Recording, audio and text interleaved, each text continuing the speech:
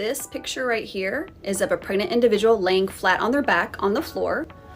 But this picture right here is if they were to lean up partially, like they're doing an abdominal crunch. And then this bulge in the middle of their abdomen pops out. So what's going on here? Let's discuss. So in that picture I just showed you, the pregnant individual has a diastasis recti. So right over here in this diagram is what a normal abdominal wall with the musculature would look like. This over here is what it would look like with a diastasis recti. Now you can see that bulge during pregnancy, but you can also see it after delivery.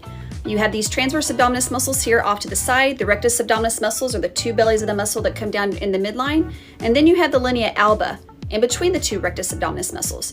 And with pregnancies, that linea alba can start to separate more and more and more, especially with more pregnancies.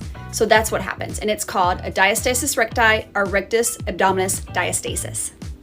Now that bulge that you saw in the previous picture occurs because the abdominal contents, whether it be a growing pregnant uterus or the intestines in a non-pregnant individual, can protrude through that separation in the rectus muscles because all that's in there is connective tissue rather than the abdominis muscles being nice and close together to kind of keep everything in place.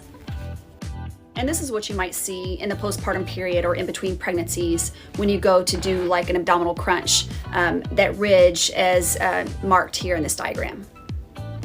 Now, if you have this, it's important that you try conservative measures first because there are surgical repairs, but that's kind of a last resort. You can see a physical therapist, namely a pelvic floor physical therapist, who can specialize in something like this and give you the proper exercises to do.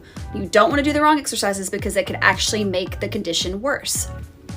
Do you or did you have a diastasis recti? Tell me about it in the comments.